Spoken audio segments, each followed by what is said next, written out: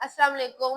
11वीं जमात तर्जुमातुल कुरान का आज सूरत नंबर 2 पढ़ेंगे जो आल इमरान है। शुरू करने से पहले हम पढ़ लेते हैं उसका तारुफ। सूरत आल इमरान कुरान की तरतीब के एतबार से तीसरी सूरत है, तीसरे नंबर पे आती है। पहली सूरत फातिहा और फिर दूसरी क्या है, सूरत बाकरा, और ये तीसरी है। इसमें कुल 200 आयात हैं। हजरत इमरान हजरत मरियम के वालिद का नाम है। किसका? हजरत मरियम के वालिद का नाम। हजरत मरियम हजरत ईसा अलैहिस्सलाम की वालिदा है और बहुत फजीलत वाली खातून है। आले इमरान का मतलब है इमरान का खानदान। इस सूरत की आयत नंबर 33 और 47 में इस खानदान का जिक्र आया है, इसलिए इसका नाम सूरत आले इमरान रखा है। सूरत आले इमरान का नाम अमान और एक नाम ज़हरा है। क्या नाम है इनका? अमान और ज़हरा। हज़रत मोहम्मद सल्लल्लाहु अलैहि वसल्लम ने इरशाद फरमाया, दो रोशन सूरतें किसे कहा गया है? सूरत बकरा और सूरत आले इमरान को पढ़ा करो, क्योंकि ये क़यामत के दिन इस तरह आएंगी जैसे बादल हो या जैसे परिंदों की दो सफ बस्ते जमाते हों। ये अपने पढ़ने वालों के लिए शिफात करेगी। ठीक है। फिर हजरत अनस बिन मालिक ने फरमाया कि हमारे जमाने में जो शख्स सूरत बकरा और सूरत आले इमरान का आलिम होता है, इसे बहुत अहमियत और इज्जत दी जाती है। कुरान पाक की सबसे बड़ी सूरत है सूरत बकरा, ठीक है। सूरत आले इमरान भी काफी बड़ी है, तो इसलिए इसका आलिम होना बहुत इज्जत हासिल करते थे। सूरत आले इमरान की आयत 61 आयत मुबहला कहती है, इस आयत में अल्लाह ने हज़रत मोहम्मद सल्लल्लाहु अलैहि वसल्लम को गैर मुसलमानों के साथ मुबहला करने से, मतलब सलाम दुआ करने से करने का हुक्म दिया। मुबहला का मानी है किसी अकीदे के बारे में मुख्तलिफ आरा रखने वाले लोग निहायत आजी से अल्लाह के दरबार में ये दुआ करें कि इनमें से जो झूठा हो उस पर अल्लाह की लानत और पकड़ हो। ठीक है। मुबाहला का वाकया बयान करते हैं। मुबाहला का पस मंजर ये है कि अरब के इलाके निजरान में नसारी बड़ी तादाद में मुबाहला का पस मंजर ये है कि अरब के इलाके नजरान में नसारी बड़ी तादाद में आबाद थे। इनका एक वफ्द आप सल्लल्लाहु अलैहि वसल्लम के पास मदीना मुनव्वरा आया। ये वफ्द 60 अफराद पर मुश्तमिल था, 60 लोग मिलके आए। इनमें से 14 जो थे बड़े सरदार थे। उन सरदारों में 3 अफराद बहुत खास थे। इनके दीनी और दुनियावी मामलात में वही 3 अफराद देखते थे, मतलब उनके जो भी मामलात होते थे वो 3 अफराद ही देखते थे। इस वक्त ने बारगाह रसूलुल्लाह सल्लल्लाहु अलैहि वसल्लम में अपने गुमराह कुन अकायद पर दलाइल देने शुरू कर दिए। आप सल्लल्लाहु अलैहि वसल्लम ने तमाम दलाइल समाअत फरमाए, सुन लिए, फरमाकर एक एक दलील को रद्द फरमाया और वो लोग जो लाजवाब होते चले गए। उन्होंने अपने दलाइल पेश किए, फिर आप सल्लल्लाहु अलैहि वसल्लम ने रद्द कर दिया। ठीक है। और फिर वो लोग हैरान हो गए। फिर अल्लाह पाक ने सूरत आले इमरान की 61 आयत में आप सल्लल्लाहु अलैहि वसल्लम को उनसे मुबाहला करने का हुक्म दिया। हुक्म नाजिल होने के बाद आप सल्लल्लाहु अलैहि वसल्लम ने हजरत अली मुर्तजा, हजरत सैयदना फातिमा ज़हरा, हजरत तमाम हसन, हजरत तमाम हुसैन को लेकर नजरान के वक्त के पास मुबाहले के लिए तशरीफ ले गए। ये लोग साथ ले गए। जब पादरियों ने ये रविश रोशन चेहरे देखे, पादरी आपको पता है साई मजहब के होते हैं, उन्होंने ये रोशन चेहरे देखे तो वक्त के लोगों को तंबीह की कि अगर तुमने इनसे मुबाहला किया तो याद रखो तुम्हारा नामो निशान तक मिटा दिया जाएगा। चनाचा उन्होंने मुबाहले से इनकार कर दिया और हजिया अदा करने के लिए तैयार हो गए। ठीक है। इसके बाद आप सल्लल्लाहु अलैहि वसल्लम ने फरमाया, कसम है उस जात की जिसके कब्जे में मेरी जान है, अल्लाह का अज़ाब अहले नजरान के नजदीक आ चुका था। अगर ये मुबाहला करते तो इन्हें जानवर बना दिया जाता, उनकी वादी में आग भड़कती रहती, इन्हें मलिया मेट कर दिया जाता, यहाँ तक कि दरख्तों पर परिंदे भी हलाक हो जाते और साल खत्म होने से पहले सारे नसारी मौत के घाट उतर जाते।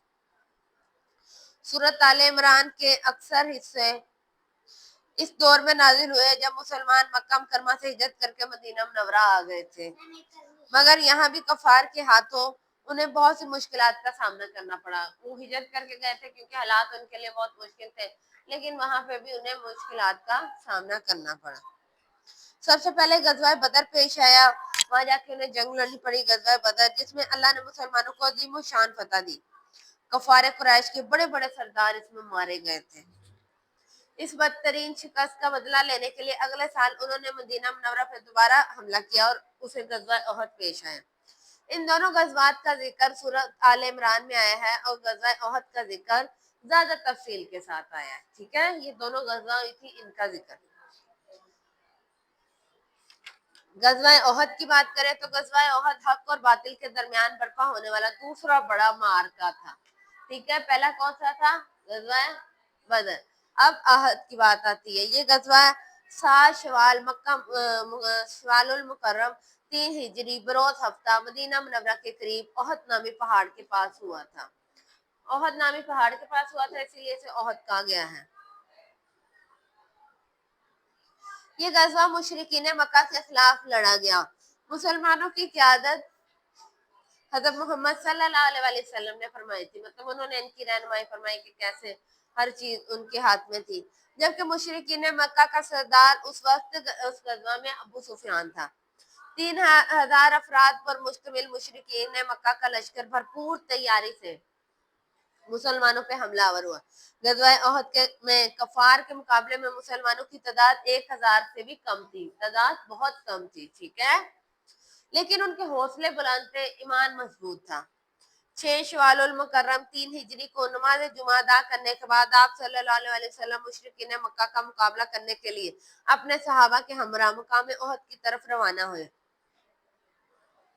اگلے دن احد پہاڑ کے دامن میں دونوں لشکر آمنے سامنے ہو گئے، دامن اس کے درمیان میں۔ ٹھیک ہے، اب دونوں آمنے سامنے ہو گئے ہیں، اکٹھے ہو گئے ہیں جمعے کی نماز پڑھنے کے بعد، اب ایک دوسرے کے آمنے سامنے آ گئے۔